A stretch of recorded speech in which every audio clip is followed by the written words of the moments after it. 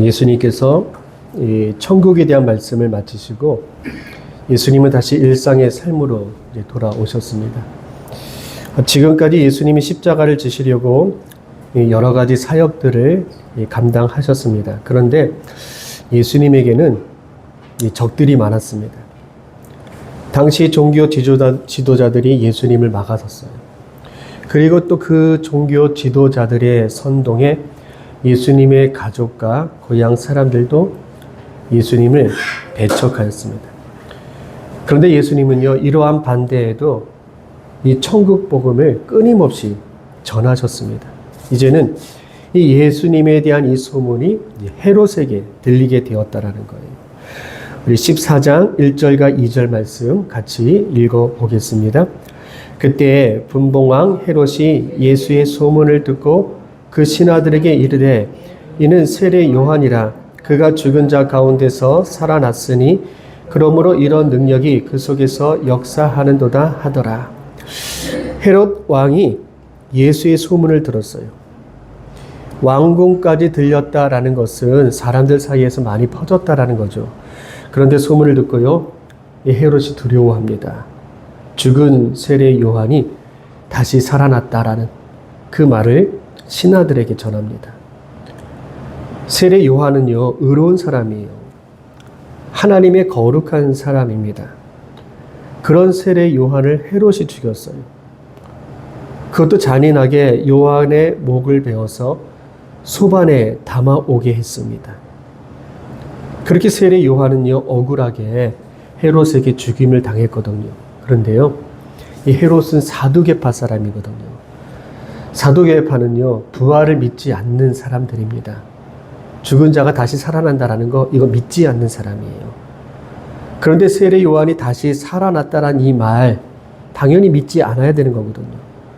근데 이 헤롯은요, 세례 요한이 다시 살아났다는 이 말에 큰 근심과 두려움이 생겼다라는 거예요. 헤롯은요, 예수님이 세례 요한이 아니라는 것을 알고 있었습니다. 근데 예수님이 세례 요한처럼 사람들에게 인기를 끄니까 상당히 부담이 되었던 거예요. 그런데 오늘 말씀을 읽다가 이상한 것이 있습니다. 갑자기 세례 요한의 이야기가 나온 거예요. 우리가 지난 시간부터 마태복음 13장 말씀을 보았을 때요, 예수님이 천국에 대한 말씀을 전해 주셨어요. 그리고 14장 13절부터는요, 또 예수님이 계속해서 또 사역하시고 말씀하시고 고쳐주시는 그런 내용을 가지고 있어요.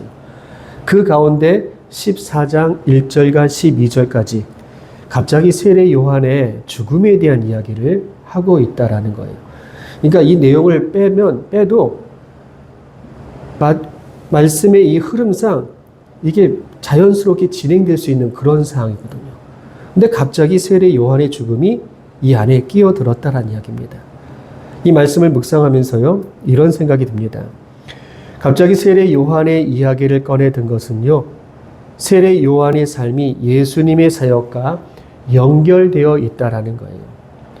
마태복음 14장의 이 세례 요한의 죽음은 앞으로 예수님이 당하게 될 그런 고난들을 암시해 주시는 말씀인 겁니다. 이제부터 이 마태복음을 주의해서 읽어야 됩니다.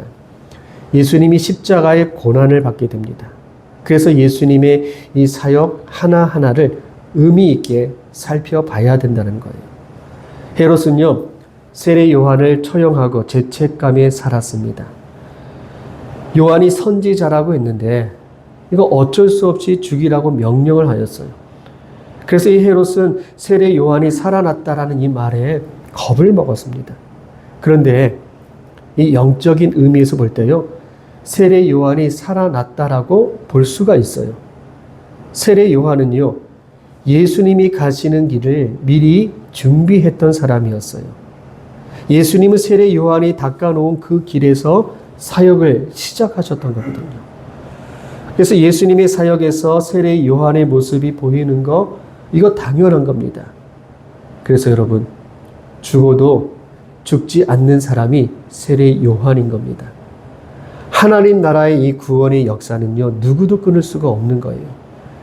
헤롯이 세례 요한을 죽여도요, 예수님으로서 이 사역들이 옮겨진 겁니다. 여러분, 우리도요, 하나님의 뜻을 따라 살아간다면 우리의 이 신앙은요, 끊어지지 않을 겁니다. 우리가 사명으로 살았던 삶은요, 결코 죽지 않을 거예요.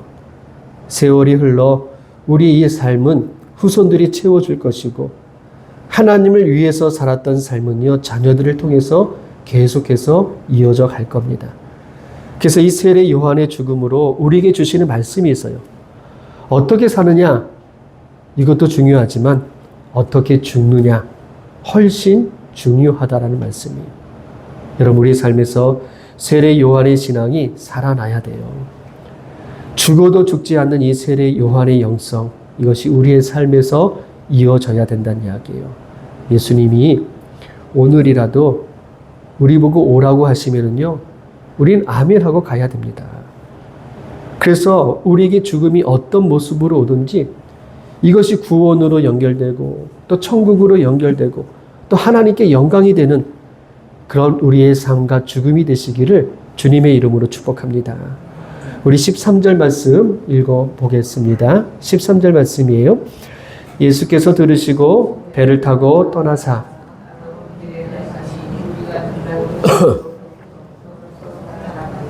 네, 13절부터는요, 우리가 잘 알고 있는 오병이어의 기적을 이야기합니다.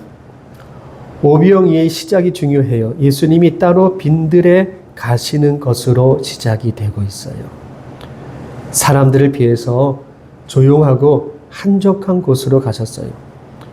예수님은 조용히 쉴 곳이 필요했습니다. 그래서 잠시 휴식을 가지려고 빈들로 가신 거거든요. 그런데 이 무리들이, 사람들이 예수님이 빈들로 가셨다는 이 소식을 듣고 여러 고을에서 예수님이 계신 그 빈들로 따라왔던 겁니다.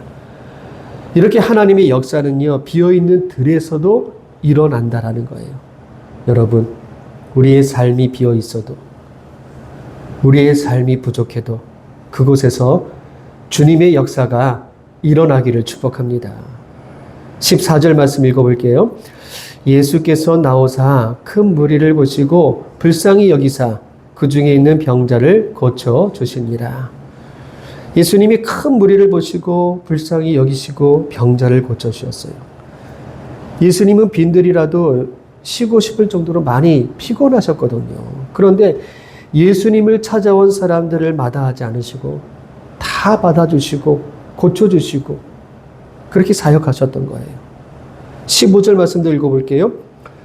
저녁이 되매 제자들이 나와 이르되 이곳은 빈들이요 때도 이미 저물었으니 무리를 보내어 마을에 들어가 먹을 것을 사 먹게 하소서. 저녁이 되매, 저녁이 되었다라는 거예요. 시간이 많이 흐른 겁니다. 예수님은 저녁이 될 때까지 사람들을 고쳐주시고 천국 복음을 전하셨던 거예요. 그렇게 시간이 흘러갔습니다. 그런데 중요한 게 있습니다. 여러분, 천국 복음의 말씀이 선포되고요, 안진뱅이가 일어나고요, 맹인이 눈을 뜨고요, 기머거리가 귀가 열리는 기적의 사항이 있었지만 현실에 문제가 생겼어요. 배고픔에 대한 문제입니다. 배고픔에 대한 문제가 있었어요. 병이 낫는 기적과 천국의 말씀을 들으면서 빈들에 모여있는 이 사람들은요, 큰 기대와 소망이 있었을 거예요. 그런데 현실은요, 배가 고프고 줄였다라는 거예요. 이것이 우리의 삶입니다. 그래서 제자들은요, 예수님에게 배고픈 현실을 이야기해요. 제자들이 해결할 수 있는 문제가 아니거든요. 그래서 무리를 마을로 보내어서 먹을 것을 좀 사 먹게 합시다. 이렇게 제안을 합니다. 그러니까 사람들에게 알아서 해결하자는 거예요. 근데 예수님의 해답은 이렇습니다. 16절 말씀이에요. 읽어보겠습니다. 예수께서 이르시되 갈 것 없다. 너희가 먹을 것을 주라. 예수님은요, 이 배고픔까지 해결하고자 하셨던 겁니다. 그런데 제자들에게 먼저 맡기시죠. 너희가 먹을 것을 주라. 예수님의 말씀은요, 이 제자들이 들을 때 너무나 황당하고 말도 안 되는 이야기예요. 제자들도 가난했어요. 제자들도 먹을 게 없었어요. 이 제자들은요, 우리가 할 수 없다라는 이 부족한 현실을 예수님에게 이야기합니다. 17절 말씀이에요. 읽어볼게요. 제자들이 이르되 여기 우리에게 있는 것은 떡 5개와 물고기 2마리 뿐이니이다. 제자들이 가지고 있는 것 떡 5개와 물고기 2마리 뿐인데 이것을 가지고 어떻게 이 많은 사람들을 먹일 수가 있습니까? 현실적인 문제를 예수님에게 묻는 거예요. 그런데 예수님은요, 아무것도 없는 그런 부족한 현실 속에서 기적을 행하시고자 하셨던 겁니다. 18절 말씀이요. 읽어보겠습니다. 이르시되 그것을 내게 가져오라 하시고 예수님이 병을 고치시고 기적을 행하신 것을 제자들이 지금까지 보았거든요. 수많은 기적들을 보았지만 지금 당장 이 배고픈 문제는 해결할 수 없다고 보았어요. 5,000명이 되는 이 사람들을 먹인다라는 거, 이거 상식적으로는요, 생각할 수 없는 일들입니다. 그래서 마을로 보내어서 먹게 하자고, 이것이 제자들의 입장이었던 거예요. 그런데 예수님은요, 이 문제가 하나님이 해결하실 문제라는 거예요. 하나님이 해결하신 문제로 보았던 겁니다. 하나님이 계시면 할 수 있다라는 거예요. 하나님을 믿으면 할 수 있다라는 거예요. 앞을 못 보는 사람을 눈을 뜨게 만들었고, 나병이 낫고, 죽은 자가 살아난 것도 이건 하나님의 능력이었고요. 지금 이 먹는 문제도 하나님의 능력이라는 거예요. 예수님이 상상수훈에서요, 아주 중요한 말씀을 하셨거든요.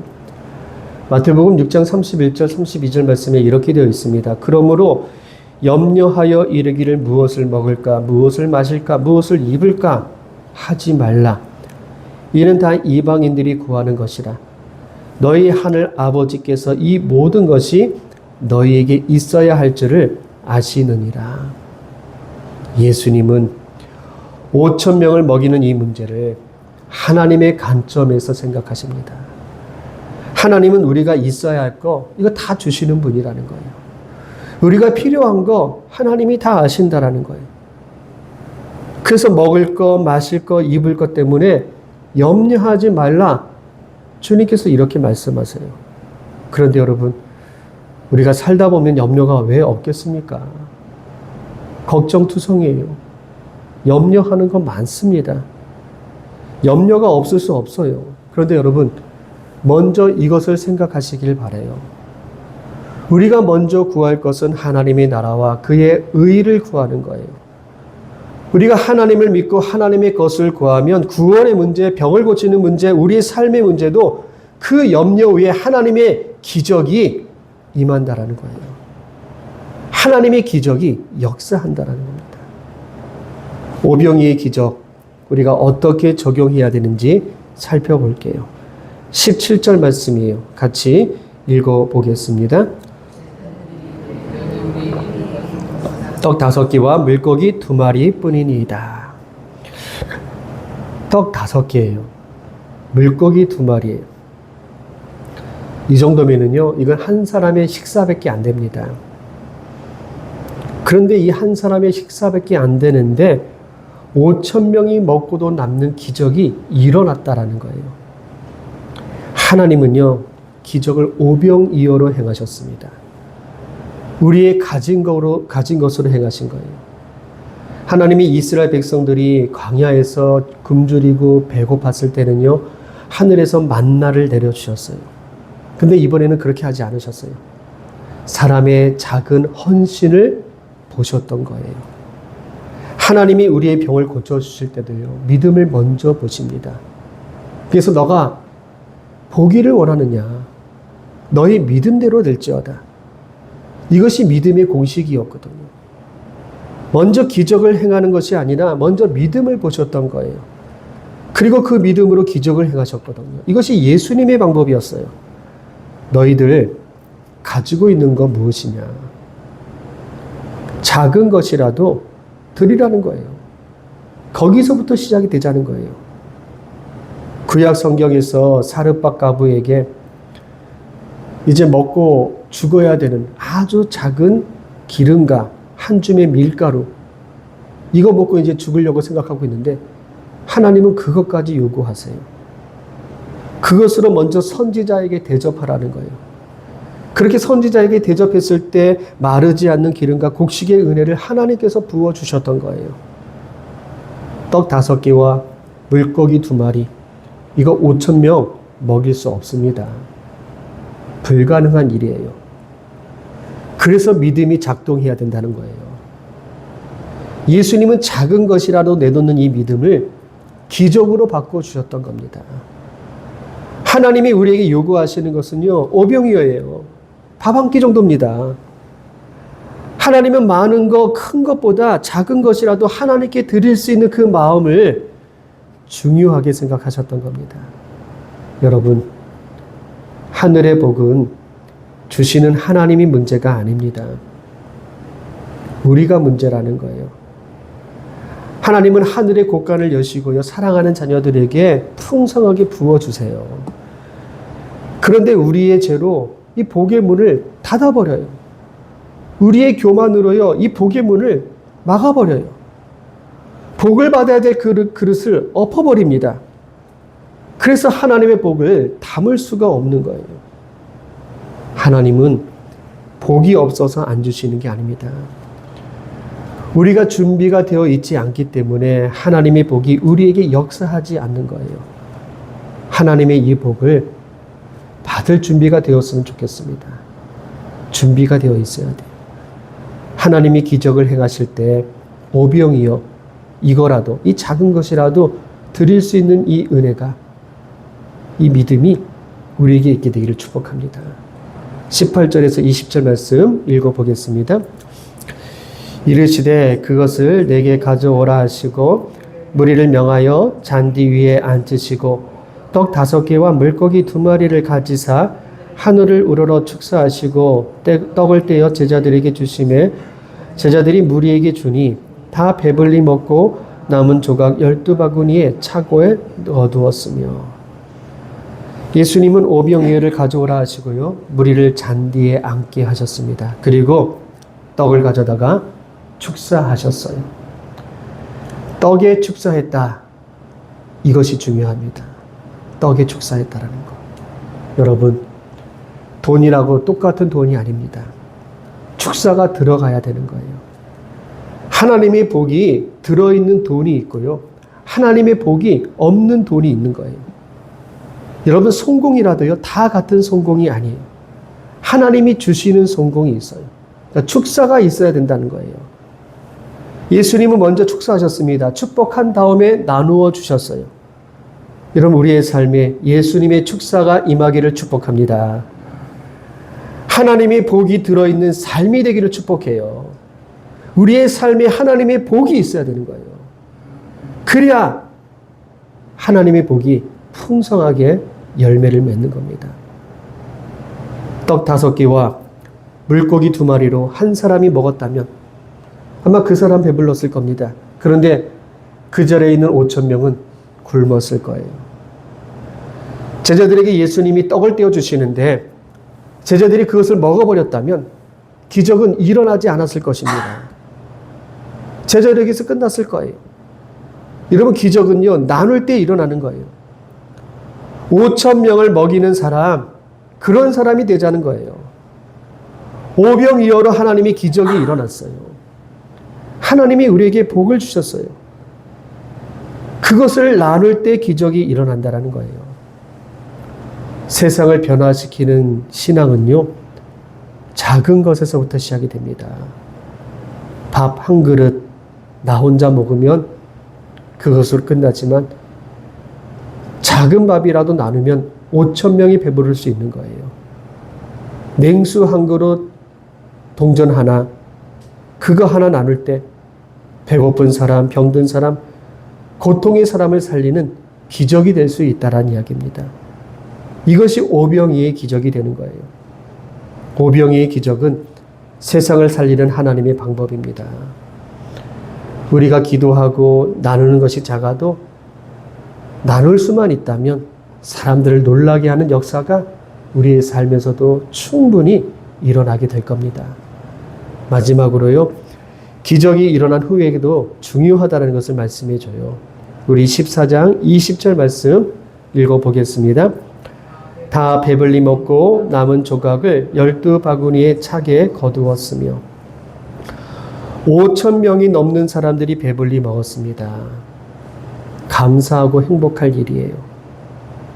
그리고 예수님은요, 배불리 먹이시고 남은 조각들을 거두게 하셨어요. 먹고 배부를 수 있어요. 그렇게 하나님의 기적을 체험할 수가 있는 거예요. 그런데 남은 것까지 모을 수 있어야 된다는 거예요. 그러니까 헛되이 버리지 말라라는 거예요. 남은 거 이거 내 것 아닙니다. 그것도 나눌 수 있어야 되는 거예요.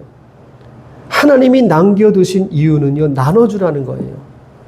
하나님이 오병이어의 기적으로 우리를 배불리 먹여주시고요. 우리에게 남겨준 게 무엇인가? 여러분, 이거 점검해야 됩니다. 하나님이 나에게 남겨준 것이 무엇일까? 그것을 모아서 거룩한 곳에 우리가 쓸 수 있어야 되는 겁니다. 이것이 여러분, 우리에게 신앙이 되어야 되는 거예요. 21절 말씀 읽어볼게요. 먹은 사람은 여자와 어린이 외에 5,000명이나 되었더라. 사람에게 5,000명은요, 불가능한 숫자입니다. 이건 너무 높은 숫자예요. 넘을 수 없는 숫자입니다. 해결할 수 없는 숫자예요. 그런데 하나님에게는요, 숫자가 아무 의미가 없어요. 홍해를 가르셨던 하나님이시고요. 예수님은 풍랑 위를 걸으셨어요. 예수님은 부활하셨어요. 그래서 하나님에게 5,000명, 이거 아무것도 아닌 거예요. 하나님은 5,000명보다 더 큰 기적을 행하실 것입니다. 그렇게 하나님이 우리에게 든든한 배경이 되어 주실 거예요. 그래서 하나님을 믿는 그 신앙으로 여러분, 우리도 5,000명을 먹이는 그런 신앙으로 살아갈 수 있게 되기를 축복합니다. 우리 같이 기도하겠습니다.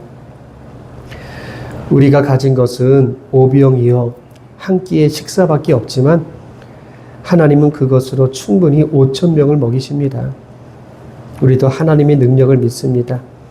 하나님의 기적이, 또 하나님의 복이 작은 것이라도 나누려는 이 오병이의 손길에서 역사할 수 있게 되기를 우리 같이 기도합니다.